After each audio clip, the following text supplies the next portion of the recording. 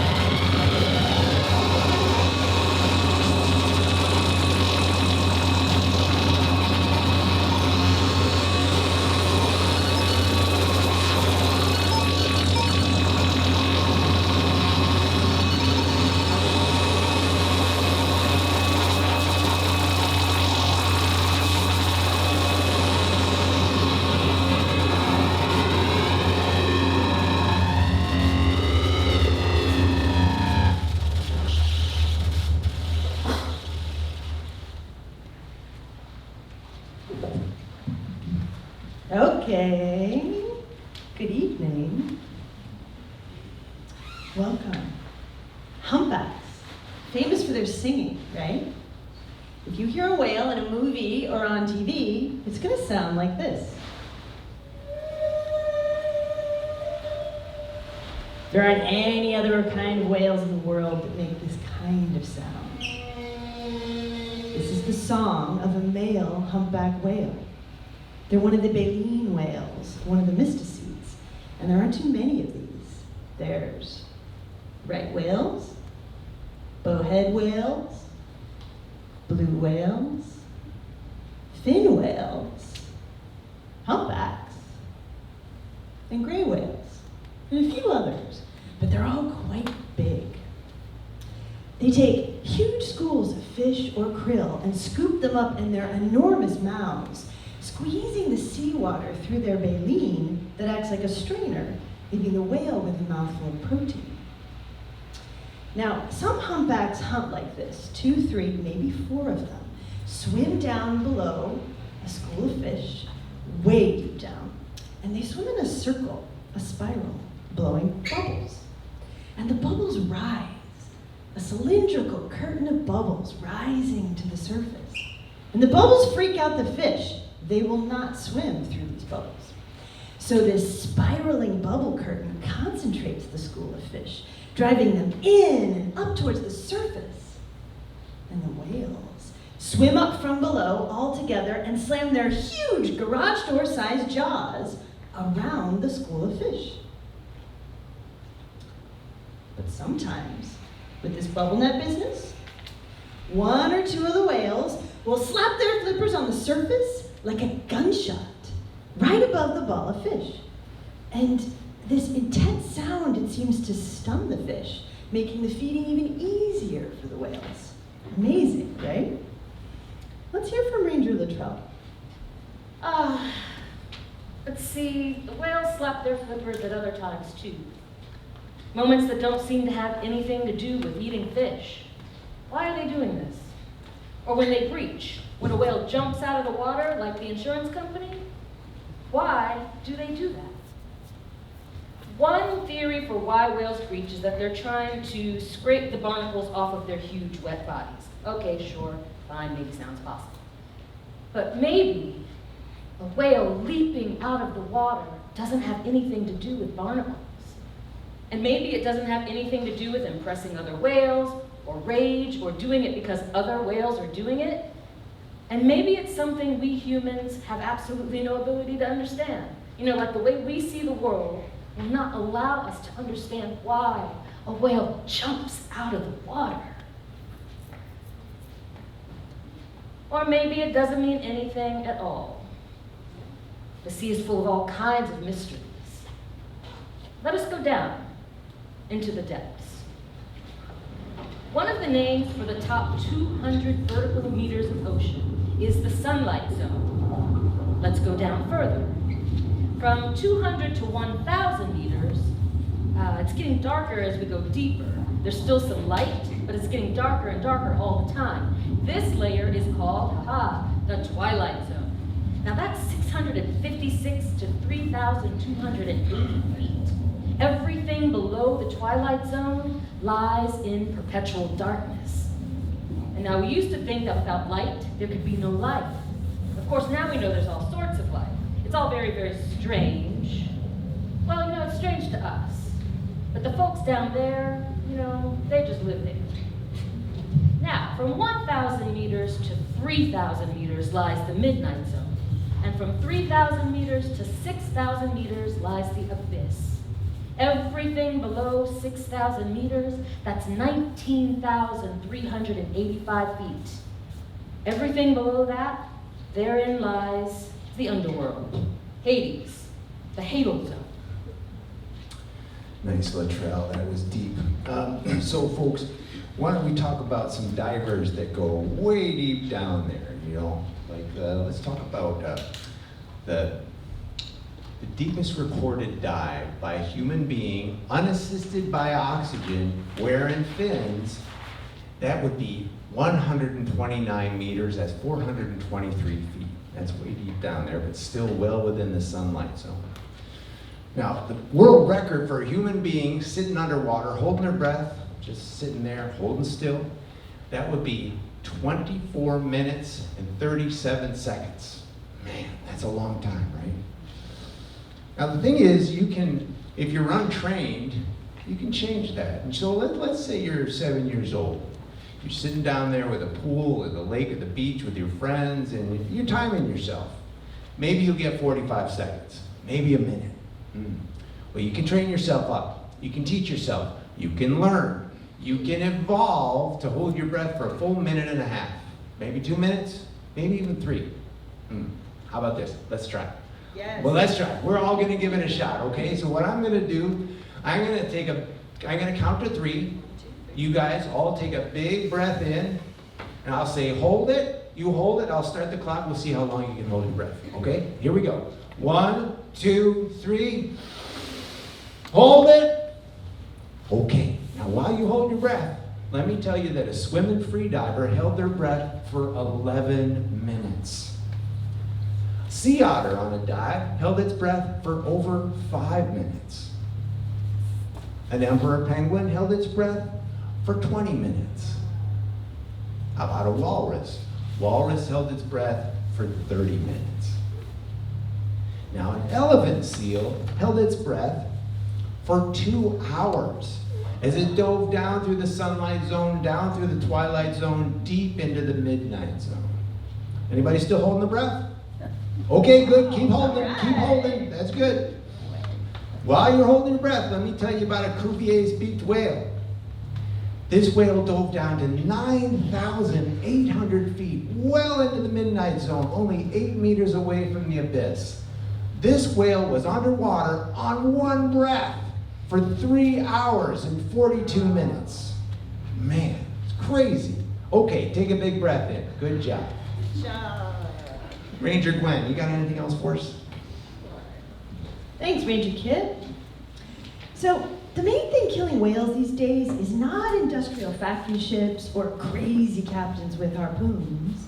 Here's what threatens whales today: noise, plastic,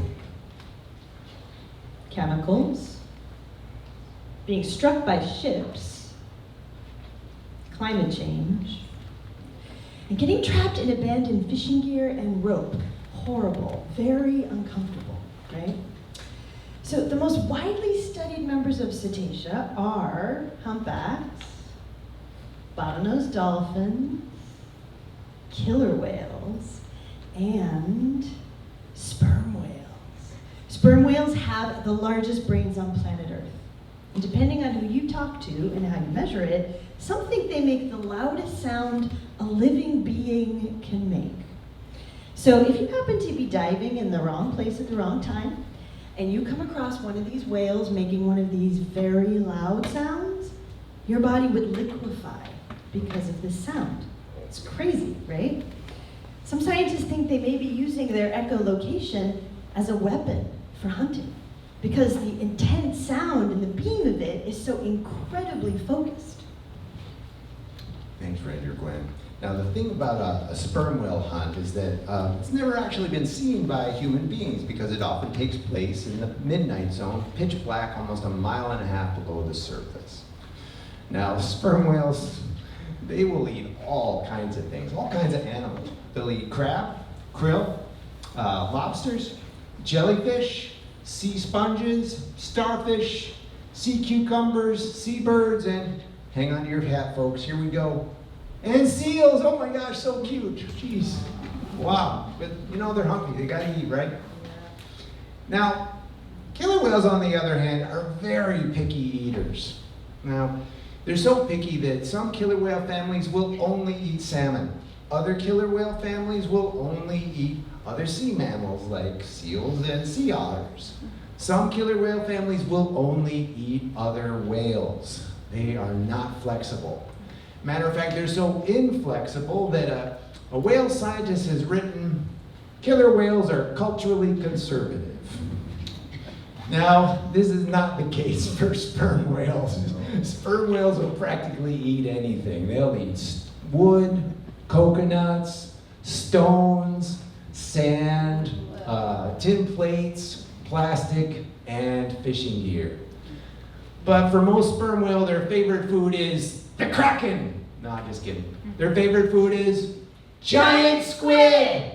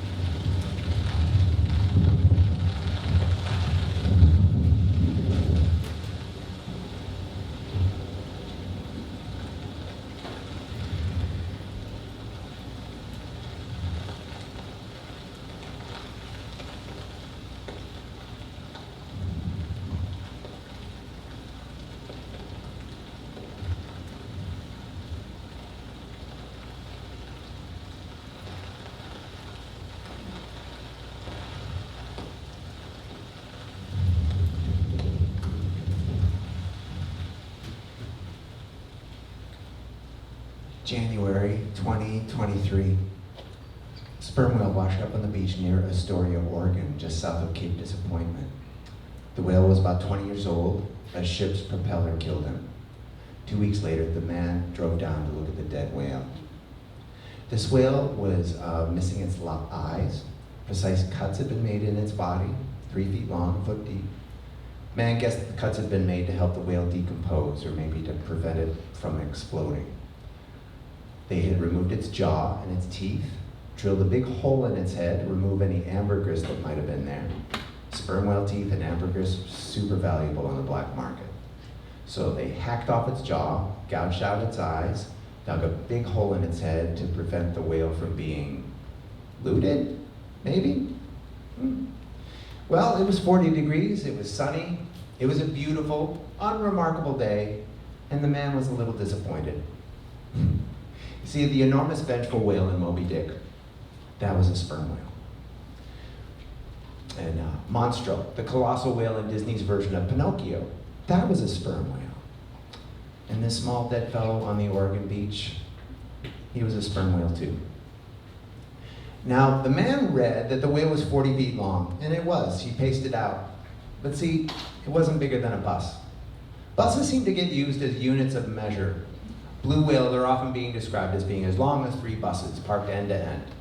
But for the man on the beach, this whale was very human-sized. You know, like it could fit in the living room. I mean, sure, 40 feet. That's a big living room. But all curled up on the beach, didn't feel so big. The man decided that his disappointment had something to do with scale.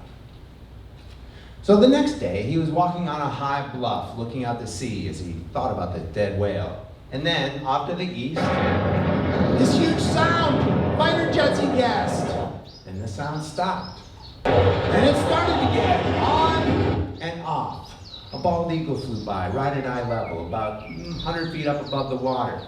The man could hear the wind whistling through its wings, like it was a mostly silent, slightly creaky old wooden toy flying through the air. A little bit labored. Then the huge, catastrophic end of the world sound started again. Now the man could not hear the eagle's wings. Fighter jet sound stopped. Then it started again. Down below, a flock of bufflehead flew by, 2 feet above the water, windy, very fast, hugging the bluff, headed west. The man could not hear them either. The sound stopped. He walked into the trees. The sound started and did not stop. Through the trees he saw the jets, small fast shapes moving across the gray sky. He wondered what the ducks and the eagle felt when they heard this sound. In today's modern oceans, filled with shipping lanes, commerce, naval weapons, and artificial whale clicks encoded with secret messages, the whales and dolphins have had to change the pitch of their voices so they can hear each other. Imagine you're living in a very loud club. The music's deafening. To talk to each other, you gotta shout right into each other's ears. You gotta shout like this for your entire life. All the creatures on the planet are changing their voices. They're changing their songs so they can be heard over our loud machines. Volume, right? It's a certain kind of measure. It's a kind of scale. See, the man wanted to be awed by the whale. He wanted to feel dwarfed by the whale.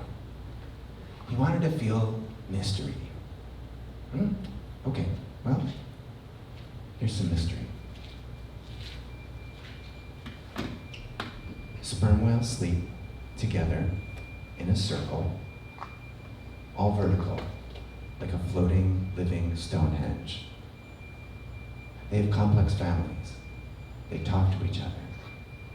They have dialects and accents. They will protect each other from the attacks of killer whales. They'll sacrifice themselves to save others in their pod. They teach their children and each other. Some whale scientists believe that sperm whale might even have their own religion, a spirituality with ritual.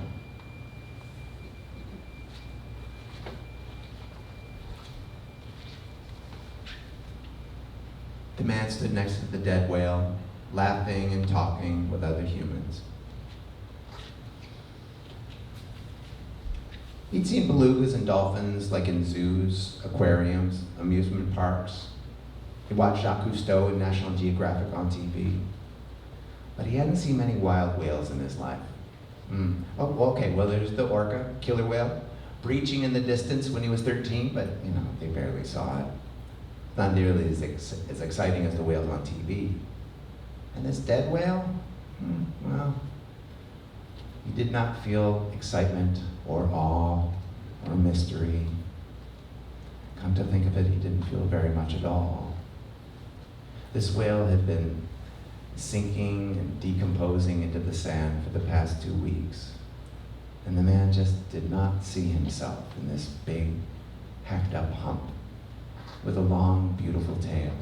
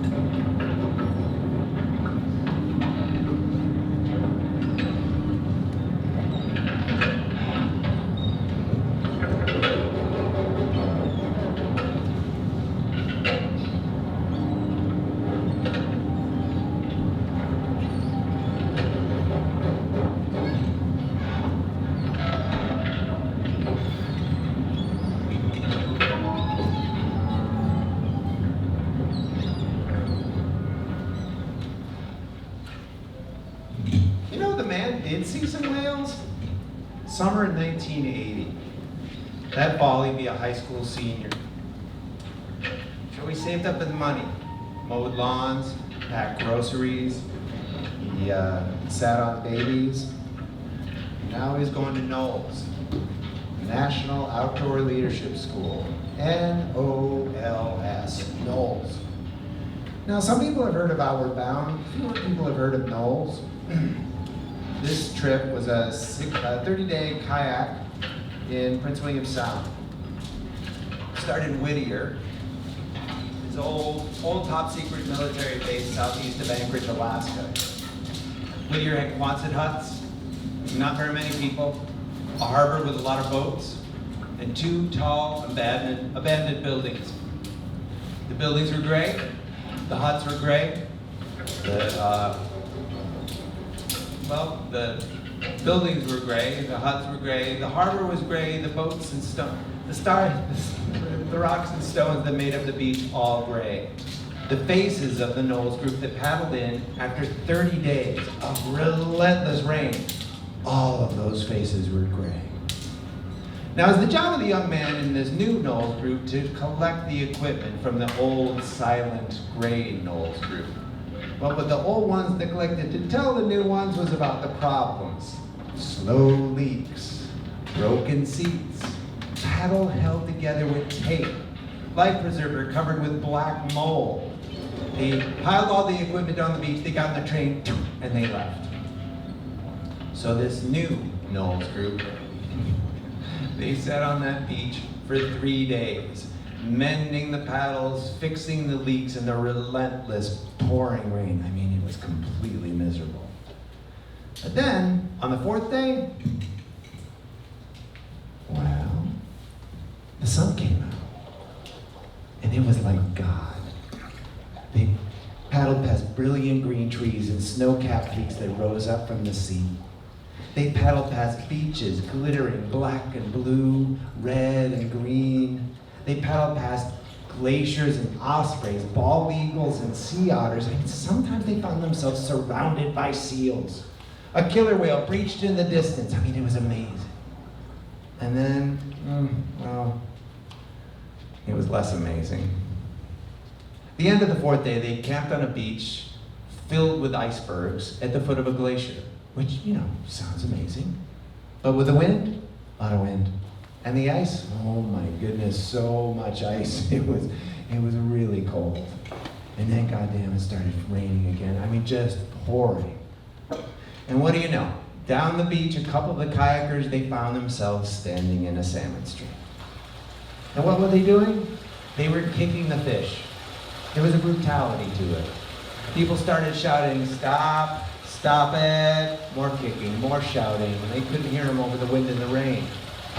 The fish were shoulder to shoulder, belly to back, head to tail, bank to bank. The stream was absolutely packed with fish.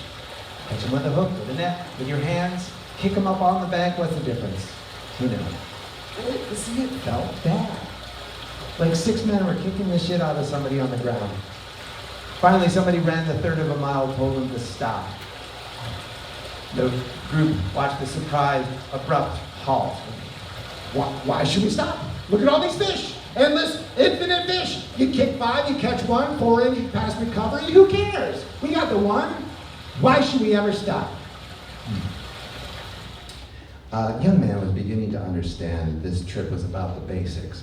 Staying warm, staying dry, collecting food, eating food, not drowning, not being eaten by bears, and dealing with human beings. It was an outdoor leadership school. Young man was beginning to understand that he did not want to be a leader. He would be a non-leader. So they made a fire. They bitched, they moaned, they whined, they complained about the fool who chose the glacial campsite, the idiots kicking the fish.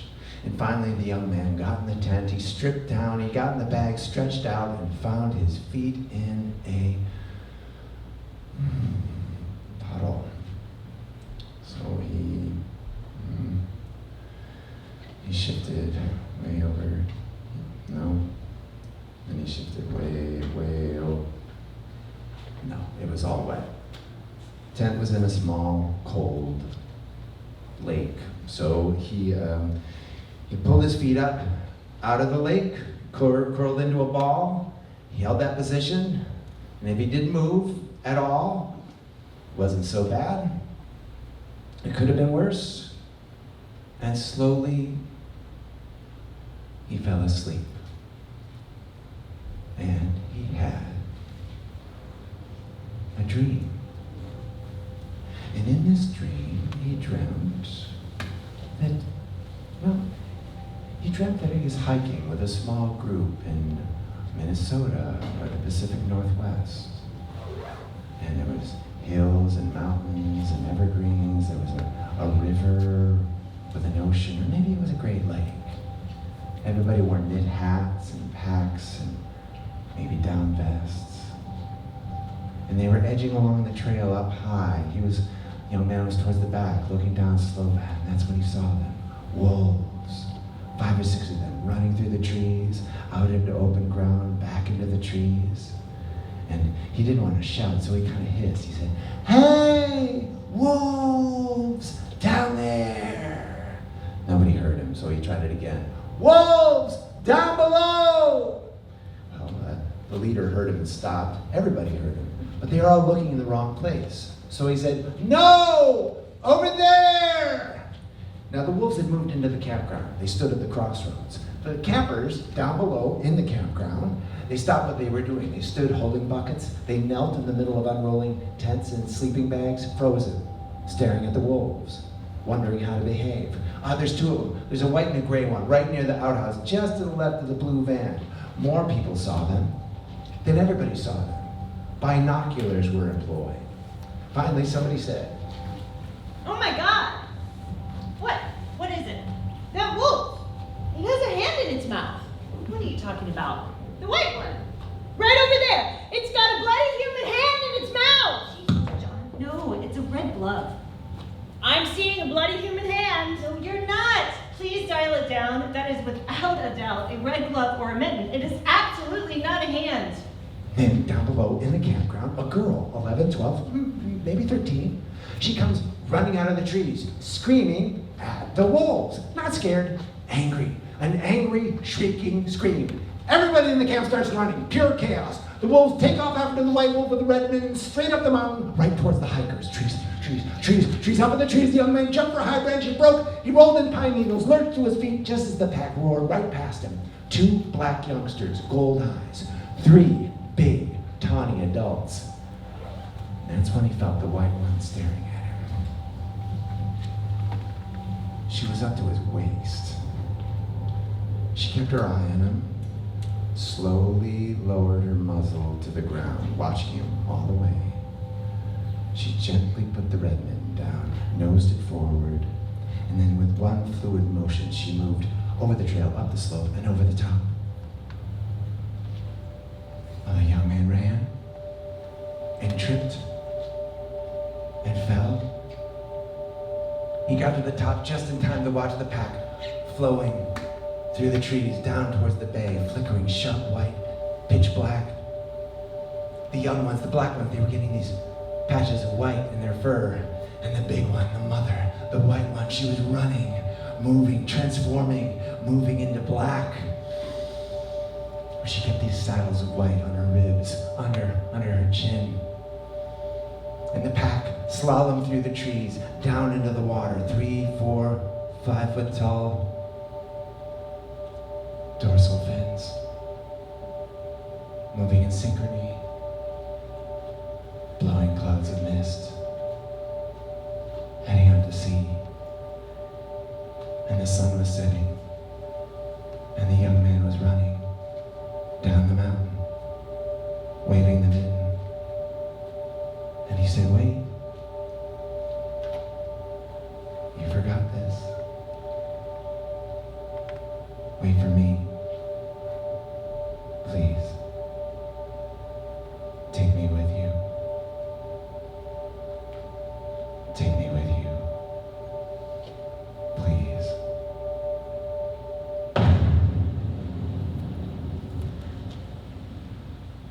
It's 4:30 in the morning. gunshot?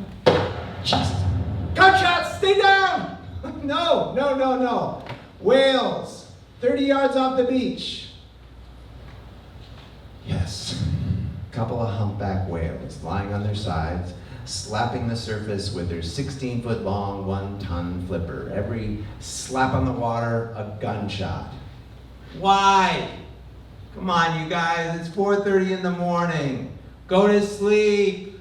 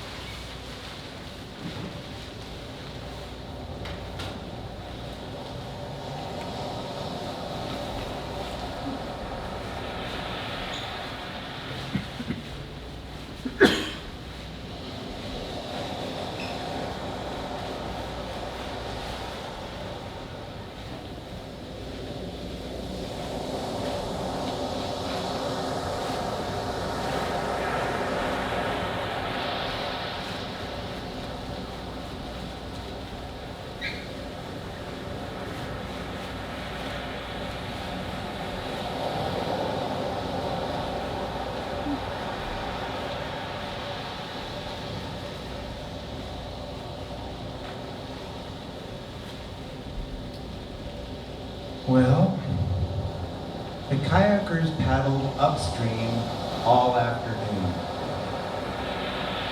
They were exhausted. It was a beautiful day, but somebody had misread the tide, so it didn't matter how beautiful the day was, some idiot had fucked up.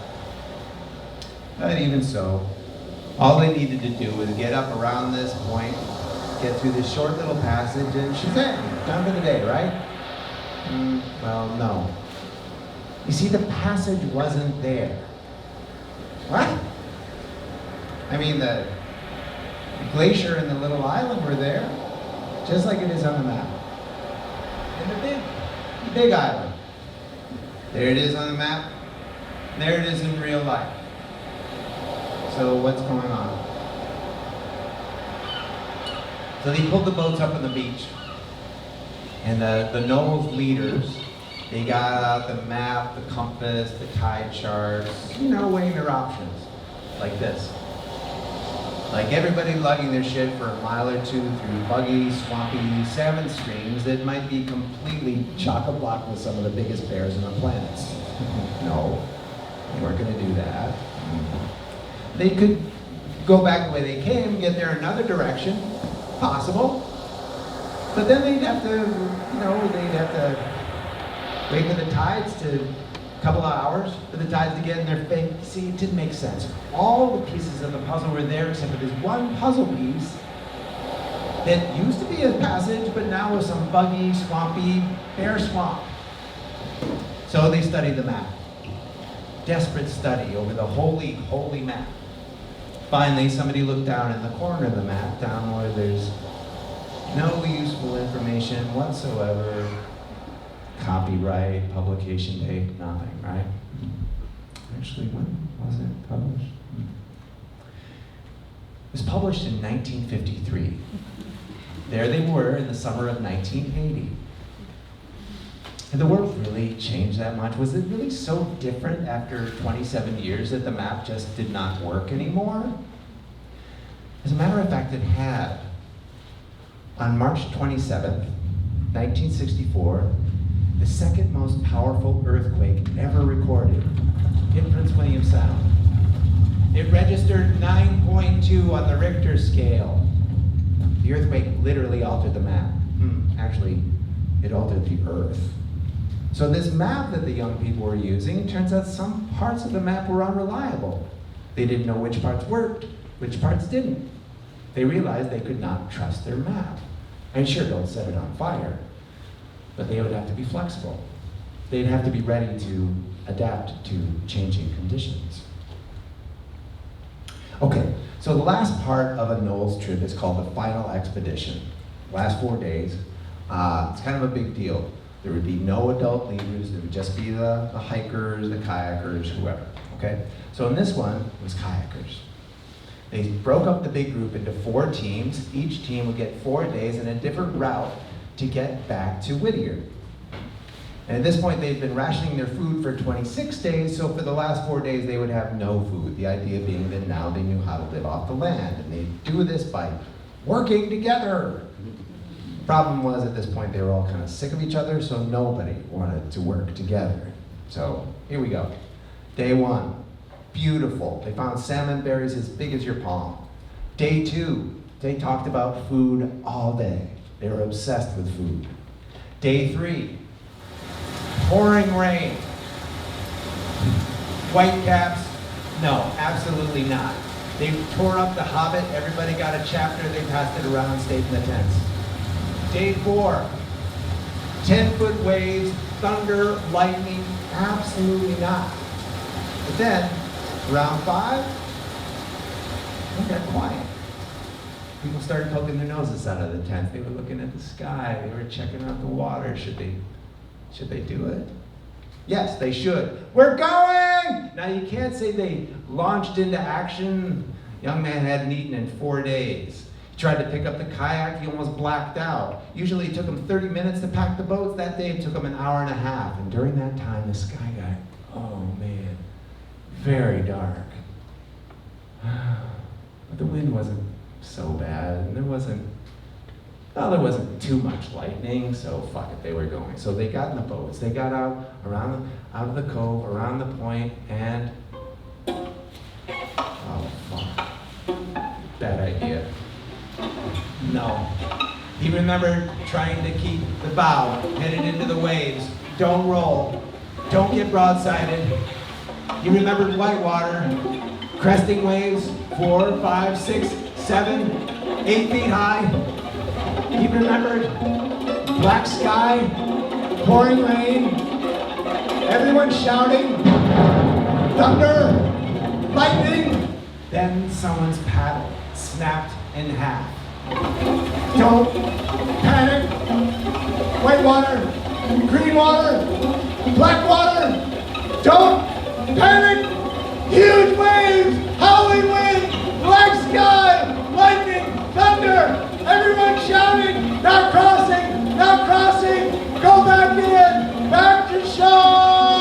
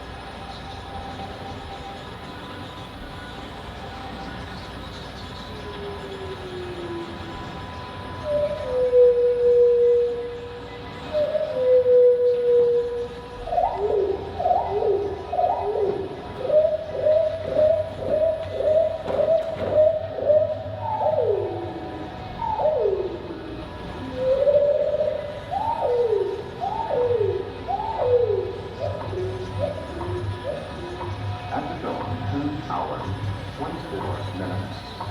Or when do you get universal time?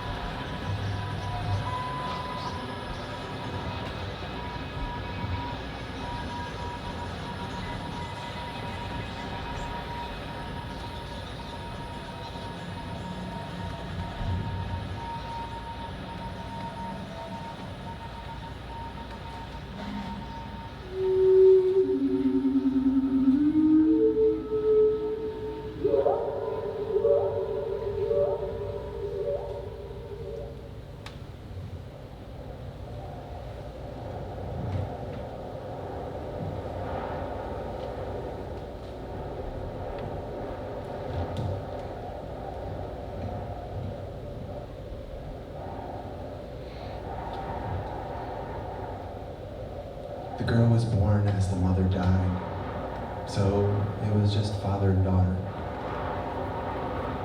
The girl was a bit of a tomboy. She was beautiful, she was proud. Fellas started coming around. She wasn't interested at all. I mean, these were good-looking, charming, earnest, hard-working boys from good families. No, she could care less. She sat on the beach making elaborate braids of kelp. She wrapped the kelp around bits of bone and bring these treasures to her father. She was getting older. Her dad was getting nervous. He said, "Daughter, it seems your life will be lonely." She said, "Oh, Papa, don't worry. You know how strong I am.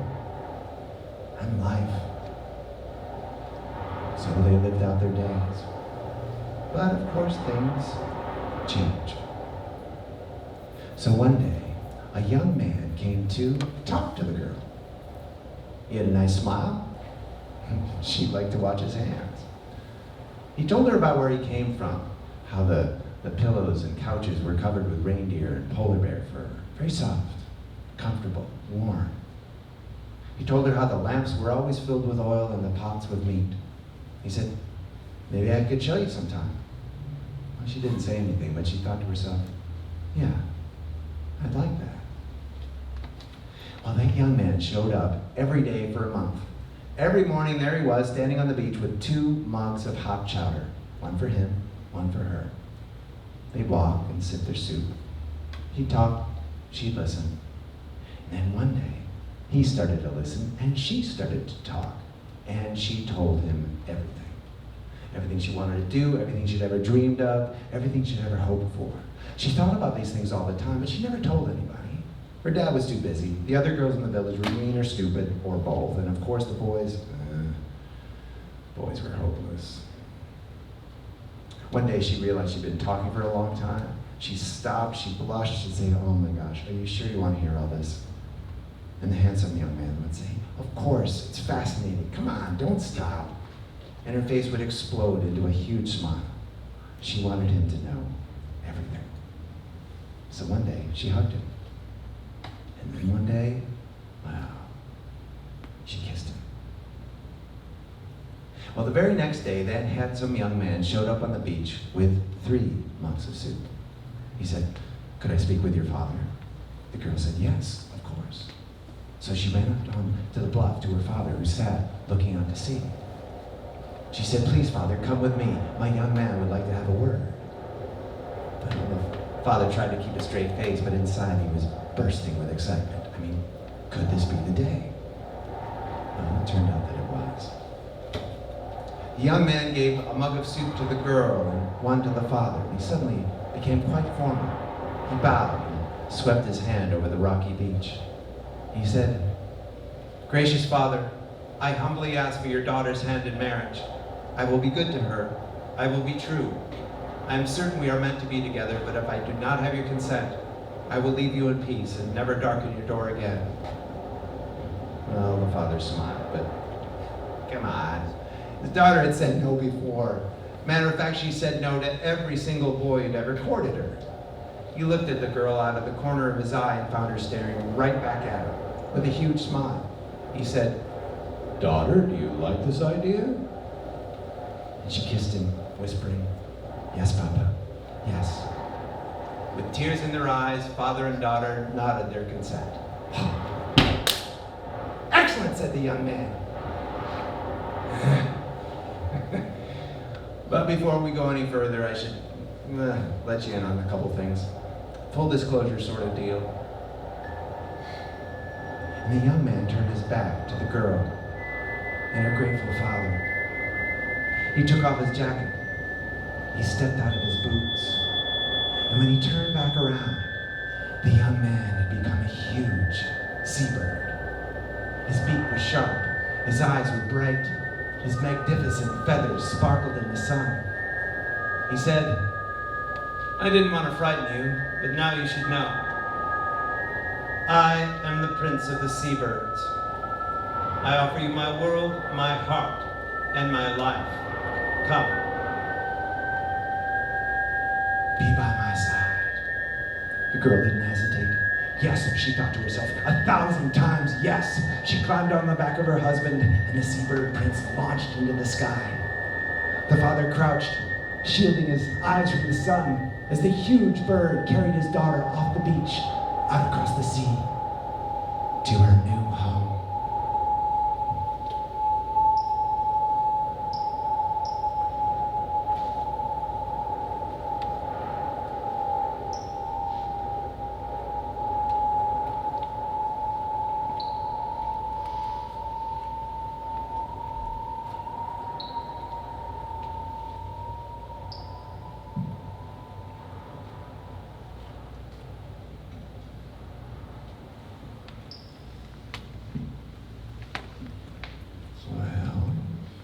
A year went by. Turns out things weren't exactly as the seabird prince had promised.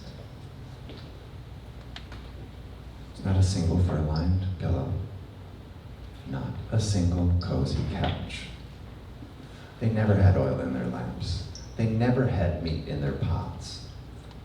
The young woman's bed was rough walrus hide. She covered herself with nasty old fish skins and long, gnarled ropes of kelp. The comfortable palace the seabird prince had promised turned out to be a ragged nest of bones perched high on the edge of a cliff in the middle of the ocean, the island kingdom of seabirds.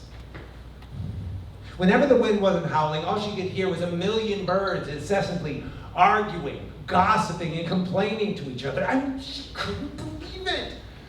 I mean, the guy was so nice. He listened to her. He brought her soup. He was sweet to her dad. And he was a prince. God! She was pissed. She thought to herself, when I get off this island, I will never trust a man. Never again. And so she made a plan. Whenever the prince was gone, let's be honest, he was always gone. Off to parties, the royal court, drinking, making his big bird decisions. Whenever the prince was gone, she would make a braid of kelp, wrap it around a bit of bone from her horrible nest, and chuck it into the sea. She did this every day. And if a butterfly came by, or a tiny little bird, she'd whisper to them. She'd say, "Find my father. Tell him to come. Thank you, little one. Go." And so, on a beach far from the island of seabirds, the young woman's father found a beautiful braid of kelp wrapped around a bit of bone. And what do you know, just as he bent down to pick up that bit of bone, a butterfly landed on his left shoulder, a tiny little bird on his right. Both of them whispered to him, "Your daughter is in danger. Go, find her." So, he did. He got in his boat. He traveled for days, and finally he came to the island of seabirds. He looked high on the edge of the cliff. There she was. He called, "Sweetie, I'm here!" His daughter looked out over the edge of her nest, far below at her papa, bobbing at sea in his tiny boat. He clambered up the face of the cliff, hauled himself into the nest. Oh, his daughter was pale, emaciated. Her beautiful hair was filthy, matted, tangled in knots, but her eyes were furious. She hissed to her father, "Take me away from here." When suddenly the seabird prince came home. Surprised to find a man in his nest, the huge bird tried to charm his way out of it. Oh, what a wonderful surprise. Welcome to our home. It was too much for the woman. "Liar! You are a horrible liar!" She lunged at the bird. The bird dodged, slapped her down with a huge wing, and stood on her head, pressing her face down into the stony cliff with his big webbed foot. The seabird prince looked down on his human wife, writhing under his weight. And in that moment, the young woman's father could see contempt and disgust in the eyes of the prince, even a kind of grim pleasure. Now, truth be told, when he found that bit of braid and bone on the beach, when he listened to the little bird and the butterfly, the young woman's father had a moment of doubt.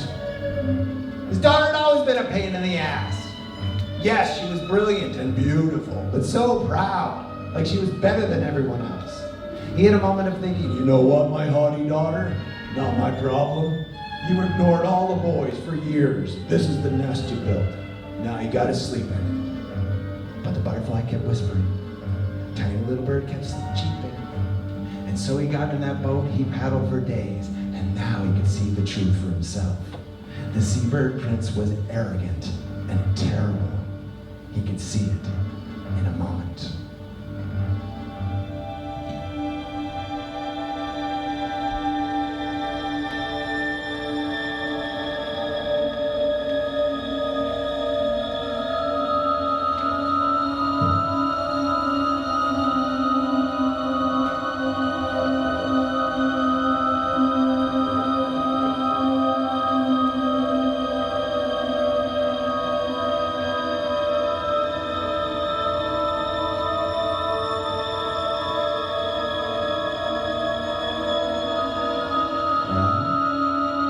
Seeing his daughter's face pressed down into a filthy nest of bones by this smirking, arrogant seabird prince, that was all the father needed. With one motion, he scooped up a rock and he smashed the head of the prince. He hammered the bird's head once, twice, and the prince was dead. Father and daughter climbed down the face of the cliff. They got back in that boat and they set out to sea back home. Ta-da! Now, you'd hope that they would live happily ever after, right? Well, no. This isn't that kind of story. When all the birds on the island realized their prince had been killed, they cried like seabirds still cry today.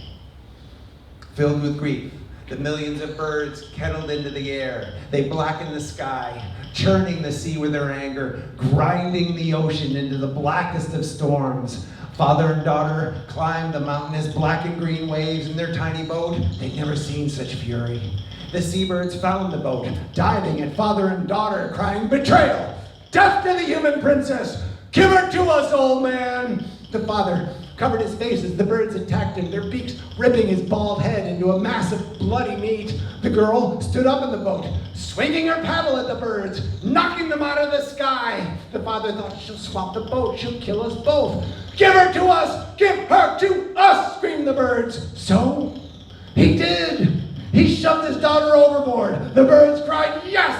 She grabbed the gunwale of the boat, screaming, "Father, help me!" She tried to pull herself back in, but he wouldn't have it. With his sharpest knife, he cut off the tips of her fingers. "Ha ha!" screamed the birds. The eyes of father and daughter locked as she slipped off the hull. She lunged once more, grabbing the edge of the boat with bloody hands. But there he was again, slicing off her fingers at the knuckles. As she slipped below the surface, she thought, "Oh, you fool. He's just like all the rest."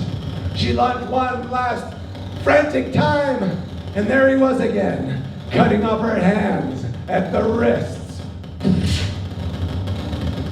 As the sea took her, the seabird screamed, "Down she goes! Death and death and death to her!"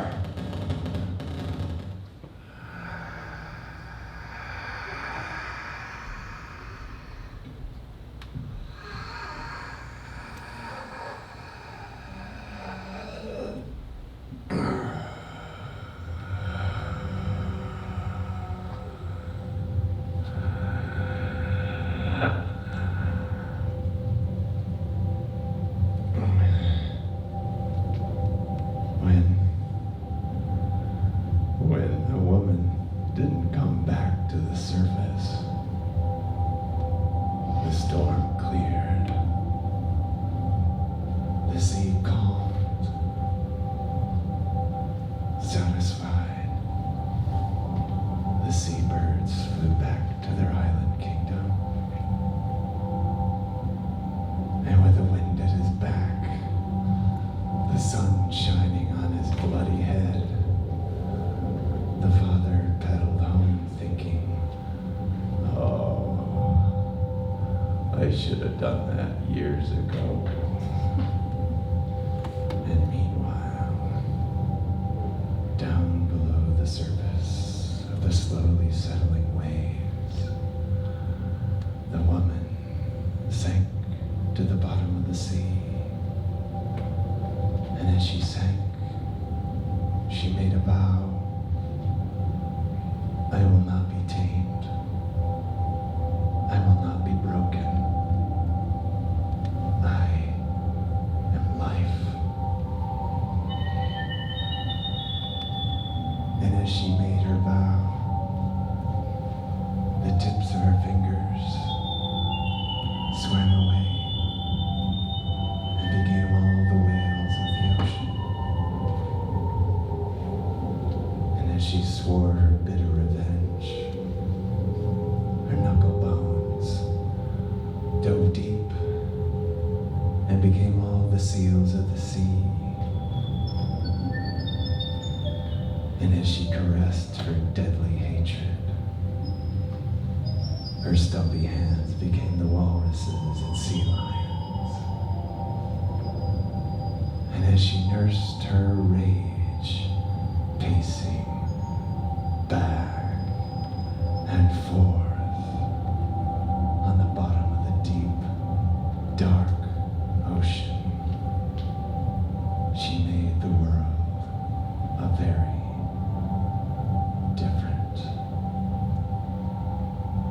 place.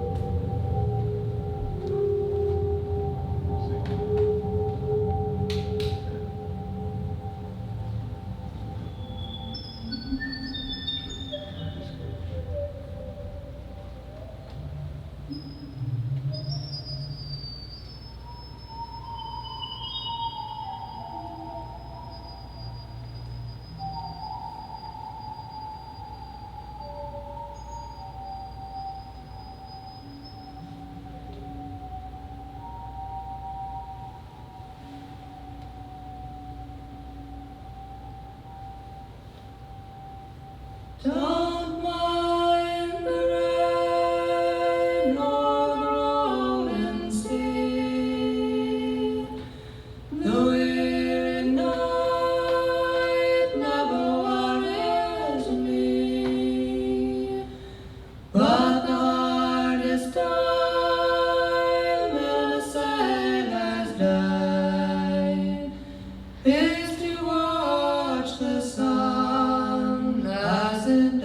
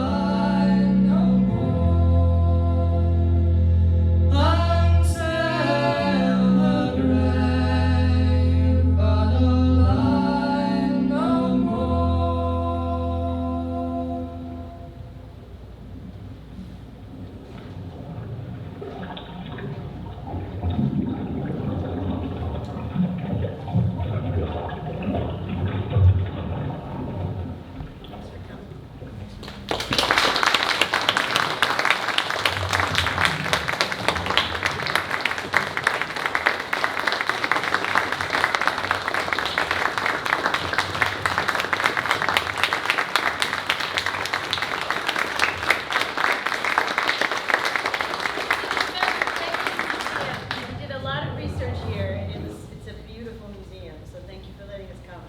Yes, thank you especially for Beatrice, Carol, and all the people that helped us out here at the museum. It was really great. And thank you all for coming out. Thanks a lot.